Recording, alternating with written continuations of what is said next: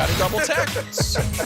Finally, wonderful Cavs in Denver. Game knotted at 0. Oh, no. Lauri Markkanen on the Joker. All right. This might be the first poster I've ever seen to start a game. Joker ends the game with 24 points and 19 rebounds, 1 posterization. Cavs win. And that's a weird and wonderful from National Pastimes. That might be the only basket Markkanen's made this year, shooting like 20%.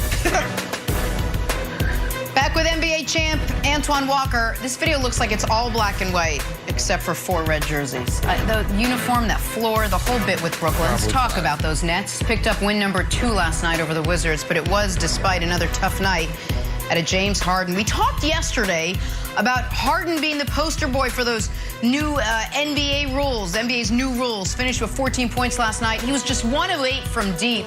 He only got to the line 3 times. It's been a troubling early season trend for Harden. He's not getting the calls to get to the line like he used to.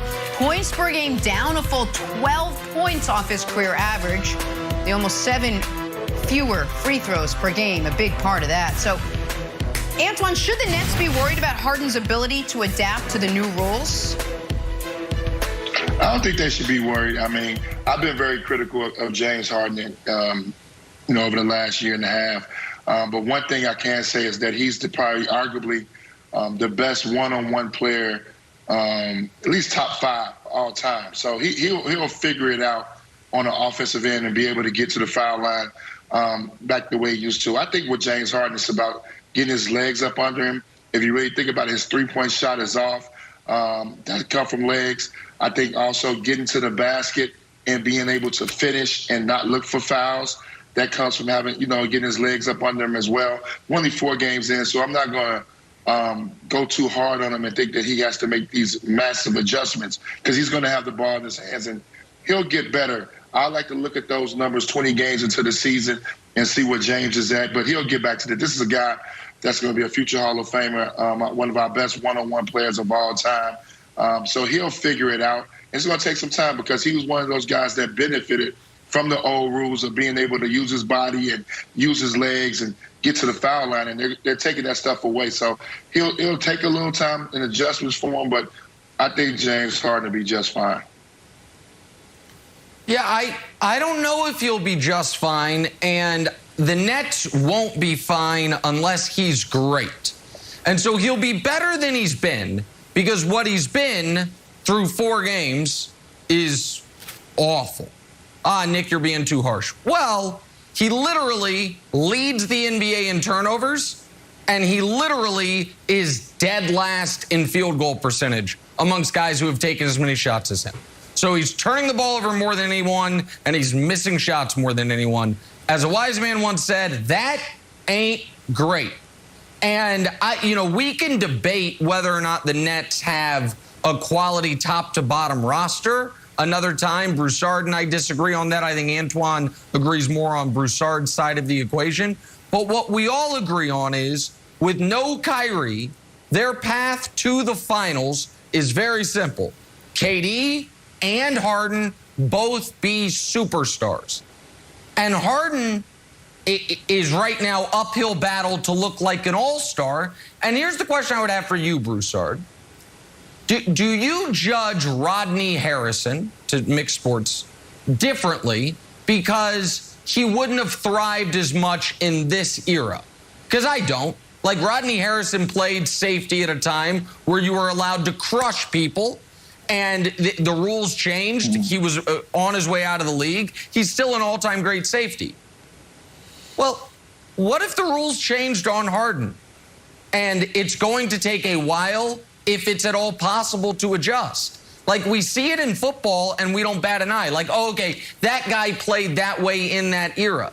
This is a major change to the league with Harden at the epicenter of it. Why would the expectation be he's going to be the same player when we all recognize getting to the line was what he did better than anyone in the league? Here's the difference, Nick. Even when Harden was getting to the line under the old rules, people didn't like it.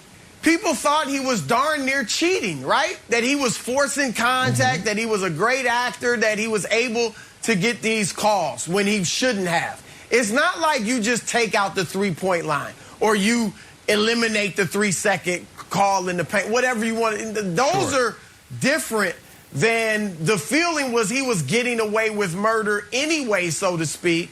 And now you take that away and he's not the same player. Look, if James Harden falls off the way you seem to think he will, Nick, I mean, this is like the Wizard of Oz when they found out the Wizard of Oz really wasn't all that. I mean, really, like, if we find out that James Harden really is like, you know, he's an all-star, but he really ain't all that. I mean, this is huge, and I agree with you. The Nets would be in deep trouble. I'm more with Twan. I think it's Harden even said after the 2 games ago, I don't have my confidence back yet. And I think that's about the hamstring. That was his first major injury of his career. When he did come back last year in the playoffs, he re-injured it, and he hasn't been the same player since. He's tentative. He's not looking for his shot as much. He's not able to finish as well. So I think once he gets his full confidence back in his legs, Nick, then he will be the guy or very close to the guy he's been for the last decade. I have full confidence in that, Wiles. And if he isn't, my, oh, my. I know it's dangerous. Well, it's a two-front attack on his game, right? So they're taking away his sort of like spread his legs three-pointer foul. And just to put some numbers behind it, courtesy of Dusty, since Harden joined the Rocket, he drew 484 fouls on threes. That's more than Dame and Steph combined. So this wasn't just like, oh, he's a little bit more than the next best guy. It's like he's more than Steph and Dame combined. The other thing is going to the hoop and doing these like little rip-through moves where he's actually got moves designed to draw fouls. So, Antoine, my question for you is this. How much of that is decision-making where it's like, all right, I can't do that anymore? And how much of it is muscle memory?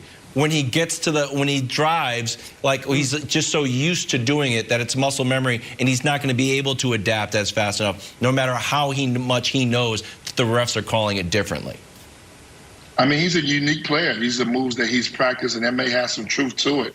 These are moves that he's practiced for the last 6-7 years, being one of the most dynamic scorers in the leagues. And obviously he's got to change up some things. So I do think that has a little truth to it.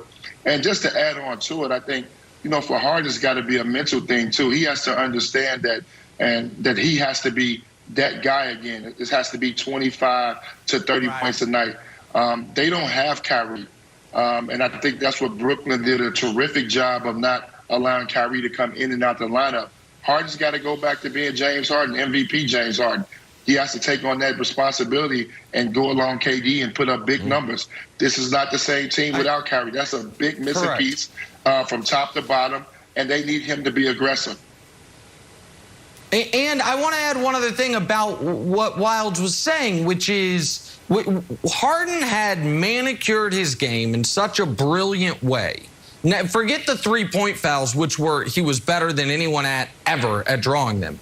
I feel like one of the reasons he was so successful on plays he didn't get fouled, drives to the basket, was because guys were afraid to foul him. And so I just think there is a domino effect of he's not getting to the line and he is being defended more effectively because guys are not as afraid that he's going to get one of these jabroni fouls that he had perfected. I don't judge it. The goal of athletes, Broussard, is to figure out the rules of their sport and how the most effective they can be within them. I don't negatively historically judge him for basically breaking the rules, not breaking the rules, breaking the system in a way that benefited him more than anyone ever. I think it shows a basketball brilliance. But I also think that it is incredibly difficult to change things up after you've done it this way for a decade. And for almost everyone else, it's the opposite. It's like, oh, I now am more comfortable because I have to guard every great wing scorer one way. And then when Harden comes to town, I got to deal with all this nonsense. And they got to remind me he's not even going to try to score. He's going to try to do this stuff. And again, that's not you know how high I've spoken of James Harden's skill level. I just think This is a specific thing that is going to be incredibly damaging for him. And through 4 games, it obviously has been. I am dismissing all of the praise you've given Harden in the past.